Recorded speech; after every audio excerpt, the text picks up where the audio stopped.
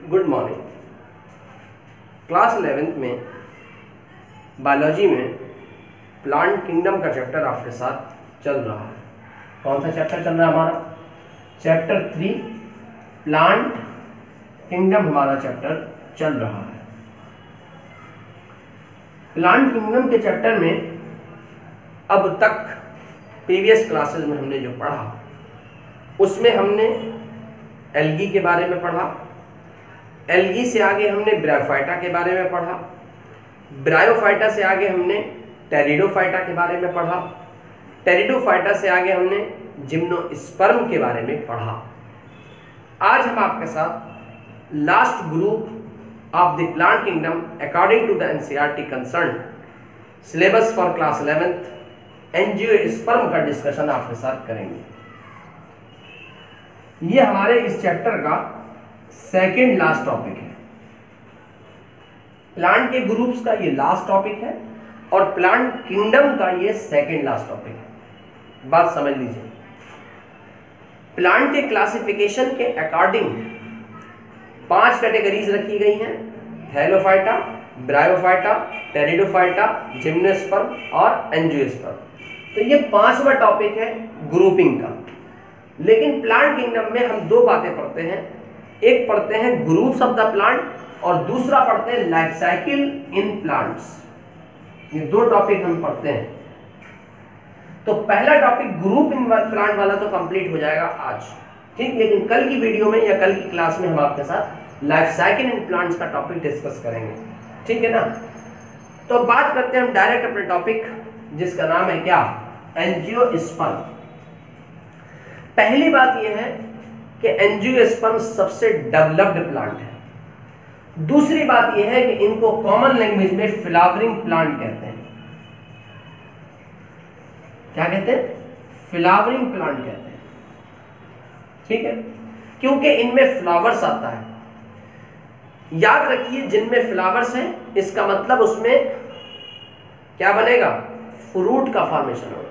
Seed है तो वो तो कॉमन सी बात है, सीड का जर्मिनेशन हुआ, प्लांट बना, प्लांट्स में फ्लावर्स आए, फ्लावर्स क्या में कन्वर्ट होंगे? फ्रूट में कन्वर्ट होंगे। इसका मतलब ये हुआ कि इसमें जो कॉन्सेप्ट है मेल और फीमेल रिप्रोडक्टिव ऑर्गन का, वो बमुकाबिल एल्गी के, ब्रायोफाइटा के, टेरिडोफाइटा के, जिम्नोस्पर्म के सबसे डेवलप्ड होता है। और डेवलप्ड इसलिए होता है कि इसमें जो है मेल को एंथर या हम फिलामेंट या कॉमन लैंग्वेज में इसको हम क्या कहते हैं? मेल गैमेटोफाइट कहते हैं, जिसको साइंटिफिक लैंग्वेज में आप कंसीडर कर सकते हैं क्या? आप इसको माइक्रोस्पोरेंजियम या माइक्रोस्पोरोफिल भी कंसीडर कर सकते हैं। माइक्रोस्पोरेंजियम भी कंसीडर कर सकते हैं। इसका कॉमन नेम आपने सुना हुआ जिसका नाम है पॉलिन ग्रेन। क्या सुना हुआ है आपने? पॉलिन ग्रेन, ये कॉमन नेम है। इस पॉलिन ग्रेन में ये यूनिट प्रोड्यूस होती है जिसका नाम है एंथर। इस एंथर में यूनिट प्रोड्यूस होती है, मैं उल्टा बोल गया, सॉरी। इस एंथर में यूनिट प्रोड्यूस होती है जिसका नाम है पॉलिन ग्रेन। यही पॉलिन ग्रेन जो है वो रिप्रोडक्टिव यूनिट की तरह काम करते हैं, क्योंकि फिलामेंट जो होते हैं वो बेस प्रोवाइड करता है फीमेल तक पहुंचने में। और फीमेल को हम कहते हैं ओवरी। ओवरी के अंदर एक स्ट्रक्चर होती है जिसका नाम है ओव्यूल। जब सीड और फ्रूट का फॉर्मेशन होता है तो इन्हीं दोनों की हेल्प से होता है। जो ओवरी होती है वो कन्वर्ट हो जाती है काय में? फ्रूट में। काय में? फ्रूट में। और जो ओव्यूल है वो काय में कन्वर्ट हो जाता है? सीड में। ओवरी कन्वर्ट हो जाती है काय में? फ्रूट में। और ओव्यूल कन्वर्ट हो जाता है काय में? सीड में। इसको एक कॉमन लैंग्वेज में एक और नाम से जानते हैं जिसका नाम है कार्पेल। क्या नाम है? कार्पेल। या इसको हम माइक्रोस्पोरेंजियम कह रहे थे, इसको हम मेगा स्पोरेंजियम भी कह सकते हैं। क्या कह सकते हैं? मेगा स्पोरेंजियम कह सकते हैं। बात समझ गए आप? यहां पर इसके बाद एक और कैरेक्टर समझ लीजिए, फीमेल गैमेटोफाइट। फीमेल के लिए साइंस बायो की दुनिया में ये यूज होता है, आपको पता है। फीमेल गैमेटोफाइट को ही क्या कहा जाता है? एम्ब्रियो सैक कहा जाता है। क्या कहा जाता है? एम्ब्रियो सैक कहा जाता है। फीमेल गैमेटोफाइट को ही क्या कहा जाता है? एम्ब्रियो सैक कहा जाता है। और याद रखिए एम्ब्रियो सैक जो है वो 3 यूनिट्स की बनी होती है। एम्ब्रियो सैक कितनी यूनिट्स की बनी होती है? 3 यूनिट्स की बनी होती है, जिनका नाम है एग एपरेटस। क्या नाम है? Egg apparatus. बात समझ रहे हैं आप? दूसरी है हमारे पास एंटीपोडल सेल्स। क्या है? Antipodal cell. Antipodal cells. और तीसरी हमारे पास याद रखिए पोलर न्यूक्लियाई होते हैं। क्या होते हैं? पोलर न्यूक्लियाई होते हैं। ये तीनों चीजें। अच्छा एक बात और समझ लीजिए, एग एपरेटस सिंगल नहीं है। एपरेटस इसका मतलब इसमें कई सारी चीजें मौजूद होंगी। एक एग एपरेटस में 3 सेल्स होती हैं। कितनी होती हैं? 3 सेल्स, यानी ये बना होता है 3 कोशिकाओं का। तो आप सवाल ज़हन में पैदा होगा कि उन 3 के नाम क्या है। तो एक होती है एग सेल, इसमें से एक होती है एग सेल, और 2 होते हैं साइनरगिड्स। क्या होते हैं? साइनरगिड्स। यहां समझ लीजिए 2 क्या होते हैं? साइनरगिड्स। बात समझ रहे हैं आप? एक एपरेटस में एक एग सेल होती है और 2 साइनरगिड्स होती हैं। अब इसी पॉइंट को थोड़ा सा समझ लीजिए। रिप्रोडक्शन के बाद ये चीजें जेनरेट हो जाती हैं, डीजेनरेट हो जाती हैं। ठीक है? रिप्रोडक्शन जब हो जाता है, यानी मेल इसके पास आ जाता है, तो ये क्या कर जाती है? डीजेनरेट कर जाती है। अब यहां मैं आपको एक फीमेल का डायग्राम बना के दिखा दे रहा हूं, तो आपने वो चीज देखी होगी। देखिए इसमें का एक डायग्राम आपने देखा होगा। देखा है?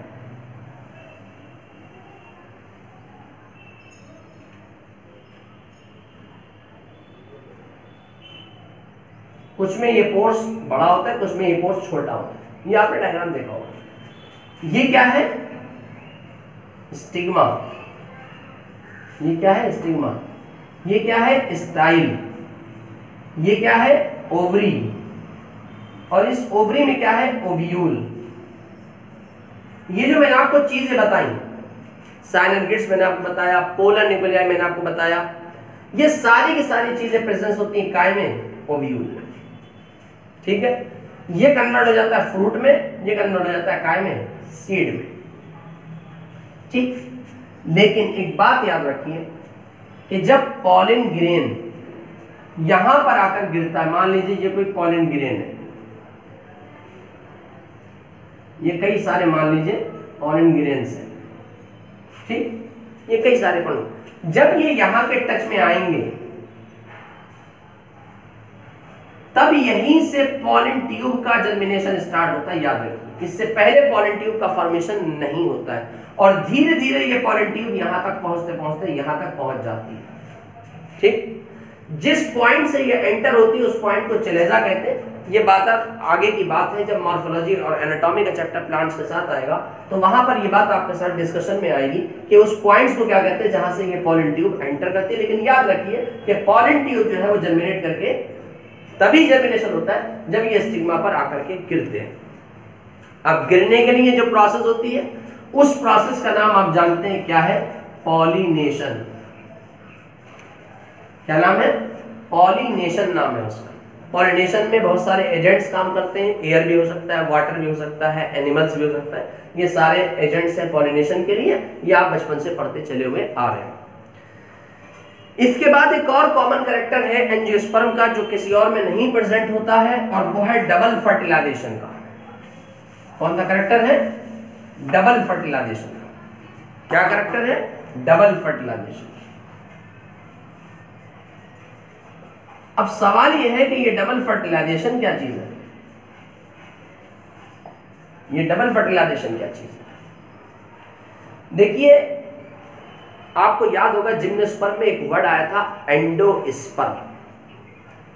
और वहां मैंने आपको ये बात बताई थी कि जो एंडोस्पर्म होता है वो डेवलपमेंट होता है जिम्नोस्पर्म में रिप्रोडक्शन से पहले, लेकिन एंजियोस्पर्म के केस में वो डेवलप होता है रिप्रोडक्शन के बाद, यानी with the help of male gamete. एक मेल गैमीट में आमतौर पर 4 होते हैं, इनमें से एक जो है वो तो ओवरी के साथ फ्यूज करके जाइगोट, जाइगोट के बाद एम्ब्रियो, एम्ब्रियो में क्या होगा जर्मिनेट, और जर्मिनेशन के बाद नया प्लांट बन जाता है, ठीक है। लेकिन बचे हुए जो 3 है वो एक टिश्यू होता है जिसका नाम है न्यूसेलस, जो फीमेल की लाइफ साइकिल को कंट्रोल करता है, उसके साथ क्या कर जाते हैं, फ्यूज कर जाते हैं। चूंकि यहां फ्यूजन हुआ है 2 बार, फ्यूजन क्या हुआ 2 बार, फिर समझ लीजिए। जो आमतौर पर पॉलन ग्रेन होते हैं वो 4 होते हैं, यानी एक एंथर में 4 पॉलन ग्रेन का फॉर्मेशन होता है फिलामेंट्स के साथ। उन 4 में से एक जो है वो फ्यूज कर जाता है ओवरी के साथ, बचे हुए 3 जो है वो फ्यूज कर जाते हैं फीमेल के दूसरे पार्ट्स के साथ। इसी तरह चूंकि ये फ्यूजन 2 बार हुआ है, इसलिए एंजियोस्पर्म की इस प्रोसेस को हम टेक्निकल लैंग्वेज में क्या कहते हैं, डबल फर्टिलाइजेशन कहते हैं। और डबल फर्टिलाइजेशन का पाया जाना, डबल फर्टिलाइजेशन का पाया जाना एंजियोस्पर्म की कैरेक्टरिस्टिक फीचर है। इसके अलावा प्लांट्स में ये प्रेजेंट नहीं होता है। एंजियोस्पर्म प्लांट किंगडम का सबसे बड़ा ग्रुप है, क्योंकि इसकी बहुत सारी वेरिएशन, बहुत सारी स्पीशीज, बहुत सारे फ्लावर्स हमें देखने का मौका मिलता है।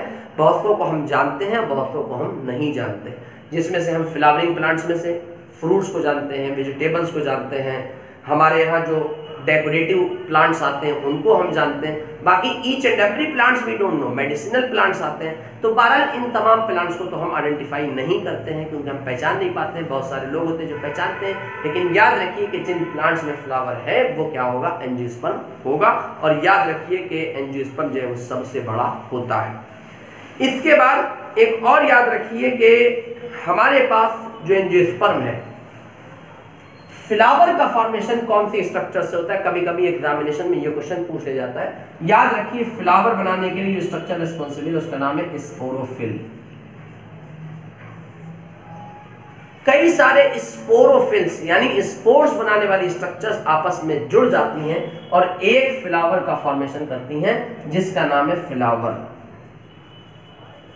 आपने कोई भी फूल देखा होगा, मान लीजिए कोई ये फूल है, ये कोई भी फूल आपने देखा होगा, इसमें आपको 4 चीजें देखने का मौका मिलेगा।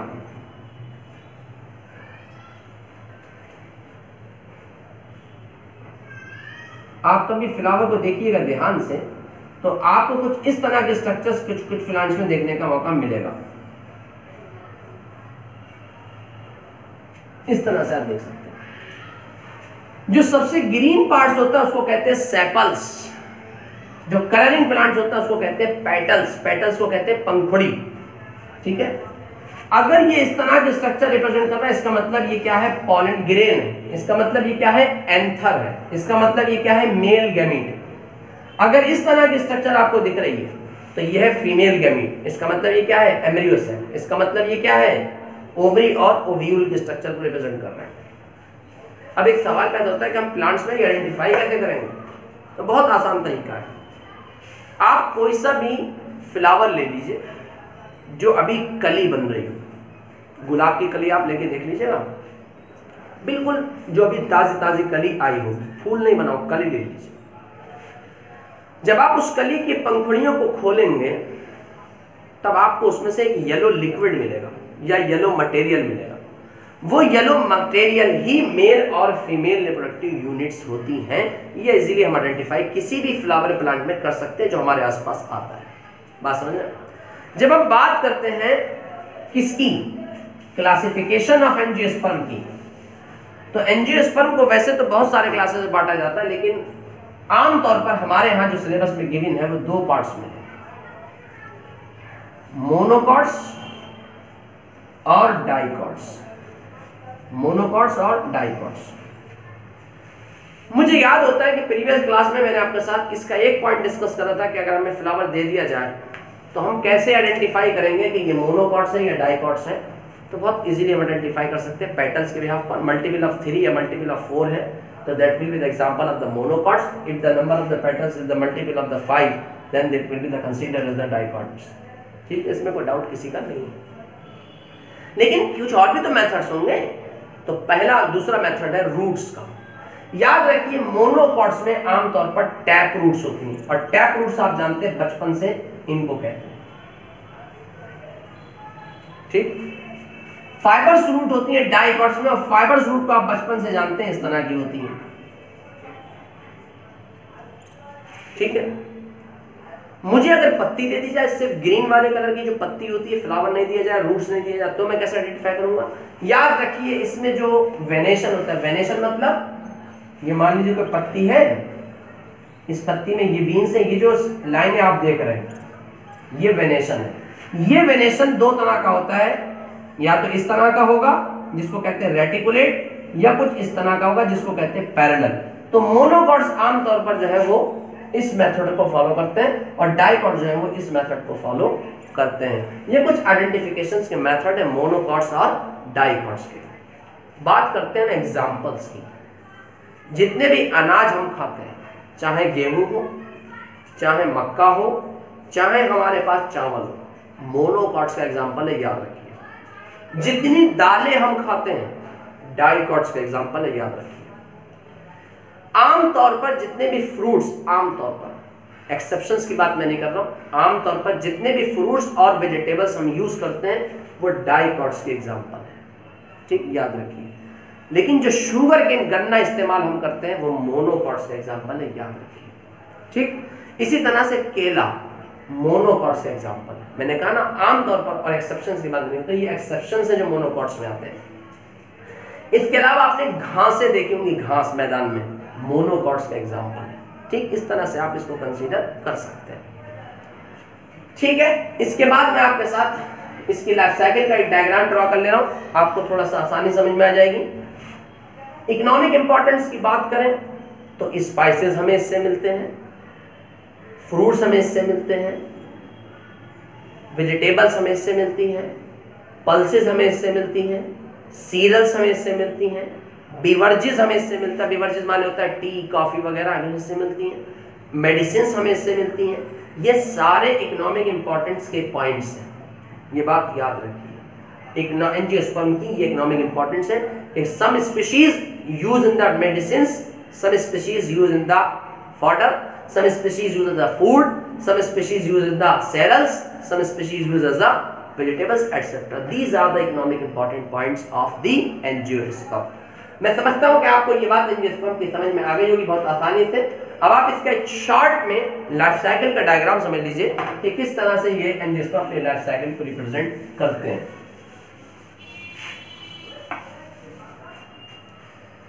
देखिए एंजियोस्पर्म है,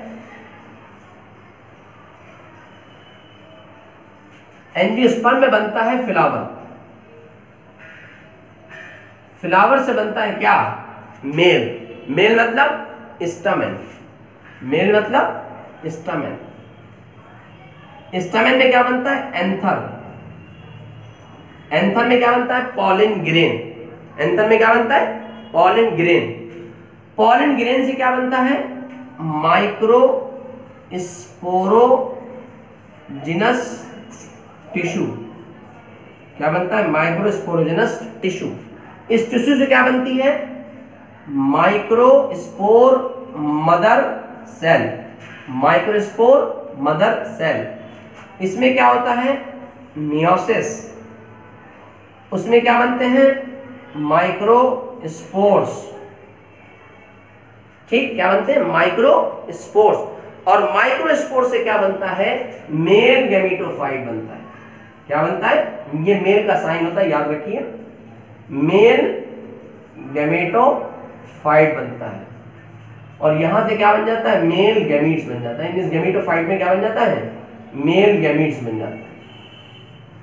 बात समझना है? इसी फ्लावर में क्या निकलती है? कार्पेल निकलती है।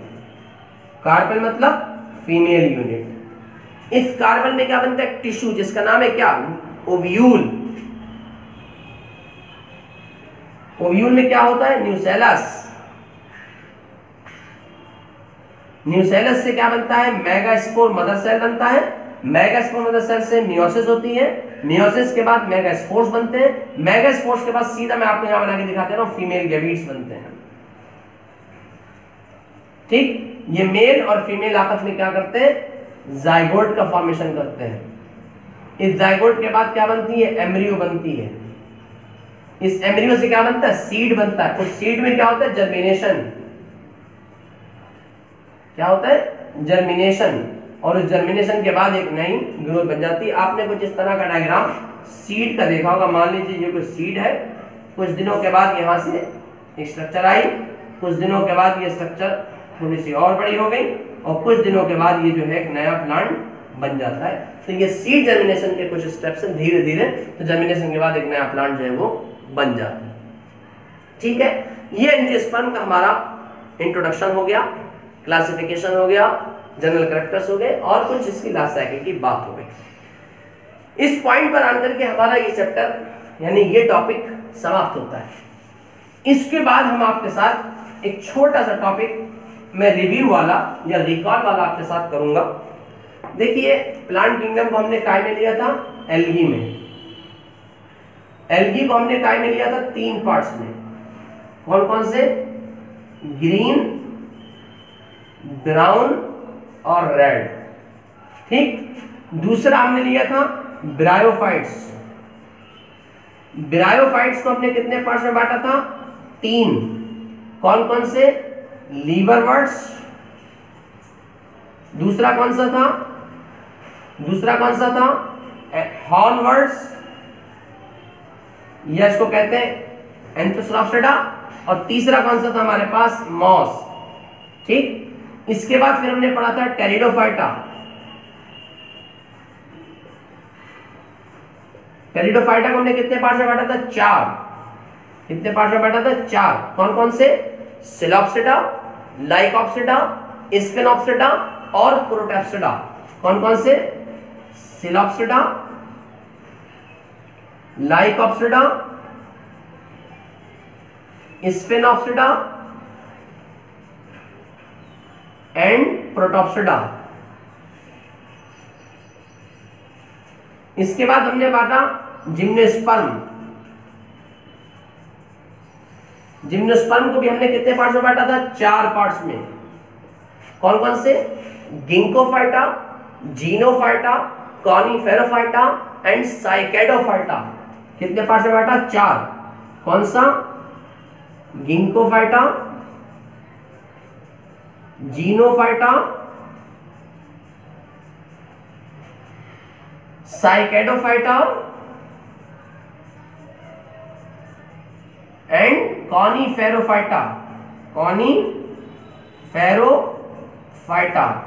इसके बाद हमने क्या लिया, एंजियोस्पर्म लिया। एंजियोस्पर्म को हमने कितने पार्ट्स में बांटा, 2 पार्ट्स में, मोनोकॉट्स और डाइकॉट्स। ठीक, ये प्लांट्स के ग्रुप्स के नाम हैं। ये सारा कंटेंट हमने हमारे इस चैप्टर में पढ़ा। ये शॉर्ट ब्रीफिंग हो गई आपकी। जिन लोगों ने अगर प्रीवियस क्लास अटेंड नहीं की हो, वो एक बार समझ लीजिए कि इतना डाइवर्सिफिकेशन हम पढ़ चुके हैं। इसमें एग्जांपल्स हमारे पास क्लेमाइडोमोनास है, कारा है, क्लोरेला है, पॉलीसिफोनिया है। इसमें हमारे पास एग्जांपल मॉस है, हमारे पास मार्सिलिया है, हमारे पास इसमें एग्जांपल इक्वेसिटम है, सिलेजिनेला है, इस एजोला है, इसमें हमारे पास एग्जांपल साइकस है, इसमें हमारे पास एग्जांपल में पाइनस है, इसमें हमारे पास एग्जांपल्स में दुनिया भर के फ्लावरिंग प्लांट्स हैं। अमरूद का है, आम का है, अनार का है, अनानास का है, वगैरह वगैरह, बांस का पेड़ है। तमाम बातें हमारे सामने हैं। तो उम्मीद करता हूं कि आपको ये बात समझ में आ गई होगी। कल जब हमारी आपके साथ मुलाकात होगी तो हम लोग लाइफ साइकिल के बारे में आपके साथ डिस्कस करेंगे। फिलहाल एंजियोस्पर्म की क्लास जो है वो यहीं पर समाप्त होती है। दीजिए इजाजत। Thank you, have a nice day.